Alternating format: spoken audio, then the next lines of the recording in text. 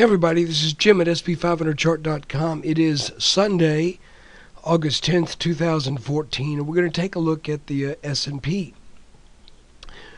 See what happened on Friday, and also sort of review the week. Before we do that, I just need to remind you that the website and the video are for educational purposes only. Nothing stated at the site or in the video is intended to be used as investment advice. I can draw lines on charts, but you have to draw your own conclusions from your own research and make investment decisions that are suitable for your personal financial situation. I'm not a licensed financial professional. I'm just a guy who draws lines on charts. So let's take a look.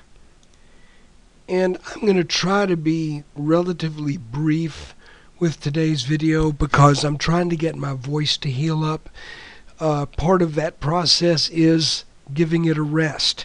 So this may be, you may look at this and say, Jim, do it like this all the time. If so, let me know. Here's our red support line that has been working since February of 2013. We've had a bunch of almost perfectly lined up touches here, here, here, here. We had a couple of near touches here, here, and here. And just this past week, we touched this bottom line again.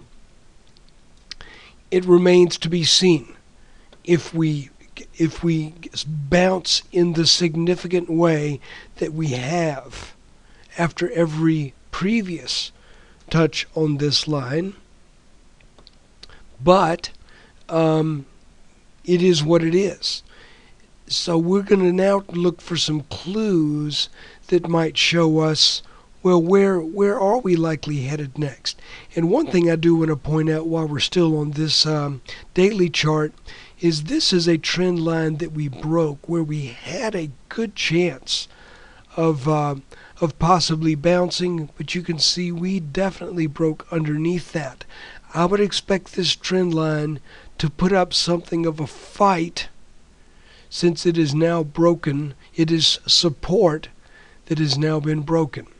So we've not broken this support line, but we have broken some smaller support lines. I'll remind you, time and time again, we've seen in the markets where we have a series of nested channels. And you know, even from this little spear, let's zoom in a little bit. Even from here to here, this at one time was a little channel that we were looking at. Okay? Then we ended up saying, no, this is a larger channel. Then we said, and we also have this channel. So it can get to be quite a mess. Let's look at a 15-minute chart. Because the thing that we really started to see as we got into the week was that we had developed a descending wedge pattern. Here's the top line on that wedge. For clarity, I'll make that line darker.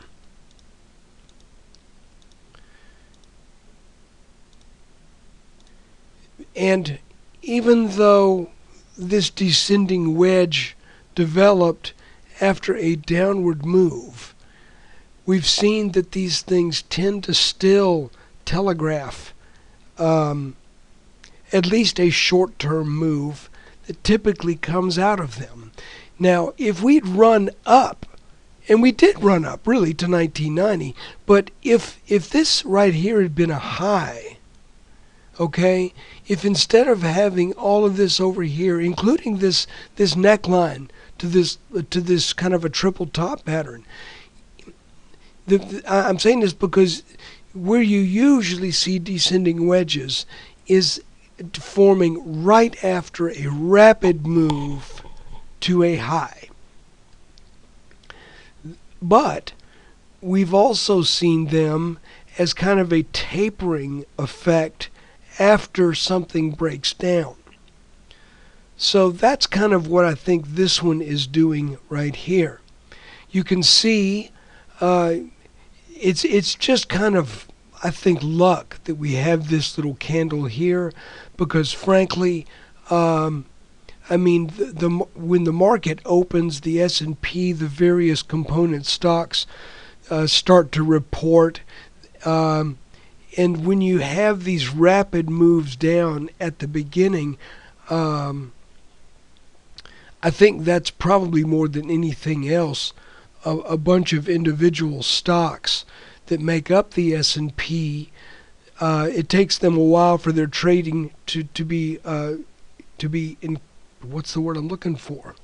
To be included into the index. So I don't think we opened at 1965 and then traded down. I think we probably gapped down to about 1954, just for what it's worth. But for the last 7 days, we see pretty clear evidence of a descending wedge. We've got 1, 2, 3, because I'm counting what happened midday on Friday as a tag on this resistance, because it lines up perfectly right here. Lines up absolutely perfectly with this resistance line. And then we have 1, 2, 3, a little dip under here on Thursday. But then on Friday, we broke out over this top line. This line in our chart should now be resistance. However, the tendency of these patterns is to produce a move in the opposite direction, and since this was a descending wedge, we should see a move upwards. And the tendency is that move typically will go to at least a level that challenges the highs that were in place before the forming of that wedge. Now, I'm not saying that that would be 1990. I'm saying the wedge formed upon the breakout or breakdown of this neckline.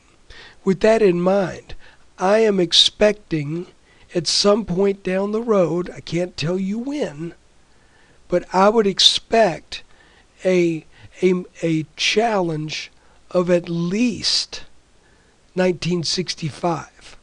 Okay?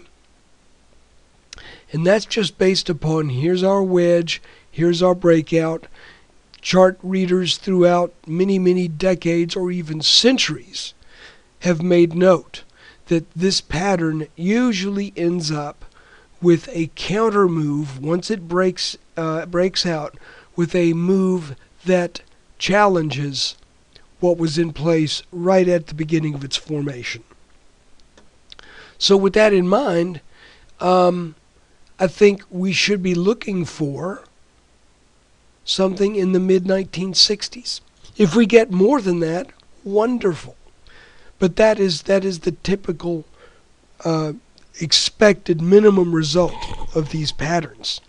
So what I think is interesting, and I'm not going to go on much longer here. What I think is interesting is just what a nice specimen of a descending wedge this is.